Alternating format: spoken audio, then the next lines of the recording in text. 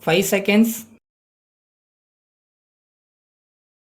Start. Addressing the 51st meeting of the National Development Council, the Honorable Prime Minister said, "Distinguished invites, I am extremely happy to welcome you all to this meeting, which is also the first meeting since our government took office. The National Development Council is a unique body established specially to consider and take decision on important development issues. You will appreciate the fact that this body has been established to further the democratic and federal ideals that are enshrined in our constitution. I think you are aware that we are meeting here to take up mid-term appraisal of the 10th plan, which is normally undertaken halfway through the plan period. Now, the exercise has coincided with a change of government at the center following the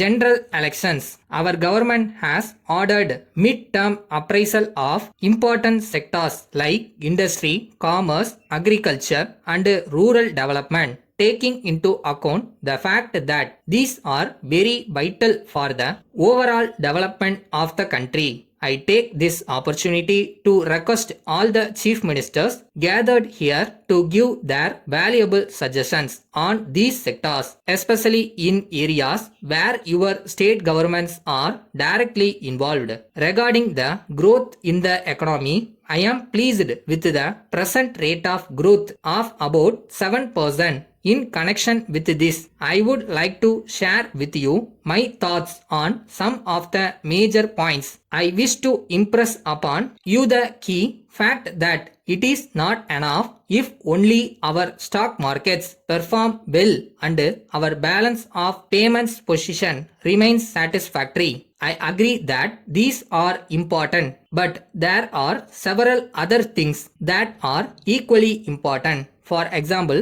the common man in the street and the farmer plugging the field in the village should feel and reap the benefits of economic growth. In other words, the fruits of economic prosperity must go down to the common man. In this connection, I would like to highlight another important point. Apart from economic growth, there must be corresponding growth in the employment opportunities. I am happy to note that in the last 6 months, many new industries were established in a few states, especially in the automotive, cement, and steel sectors. I would like the chief ministers participating in this meeting to ensure that at least 30% of the workforce to be recruited in these new industries is from the local population. Only then the people living around the industries would all be benefited, and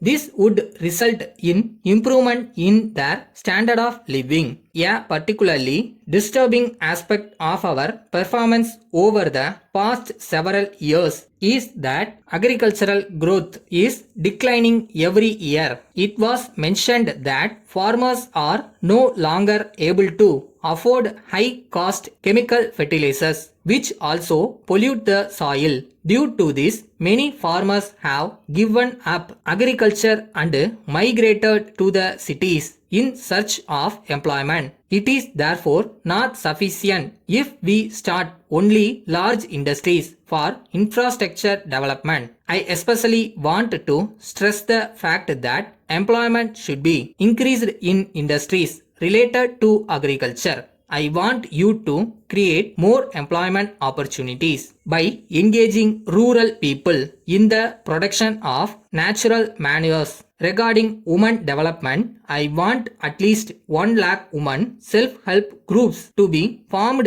in each state to provide employment to rural women. The central government would extend 50% grant to the states which undertake this scheme. I trust that this scheme will benefit women throughout the length and breadth of the country. With these words, I conclude my speech. Thank you.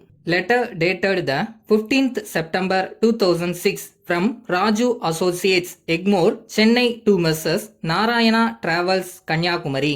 Dear Sirs, this has reference to the visit of our representative last week to your office to discuss about the chartering of a luxury tourist bus on permanent basis for our guest. Since our guests and visitors come from foreign countries in batches round this year, it has been decided that we have a luxury tourist bus with music and video facility on permanent basis for tours at reasonable rates besides the fixed monthly payment to you as a renting fee. The actual expenses for petrol consumption, daily charges of drivers, attendants, etc. will be paid separately by us in addition to the above. When the tours actually take place, a well-experienced driver and attendant may please be posted for the smooth operation of the tourist bus. We would meet the expenses towards minor repairs unto 1000 rupees in a single package. If there are repairs to be attended to beyond this amount, it should be borne by you. It may be stated that the matter has not yet been finalized, though we are very eager to finalize it soon because one batch of our visitors would be here from Russia within a fortnight. Our representative will call on you again in a day or two. We hope you will sign an agreement with him in this respect. Yours faithfully.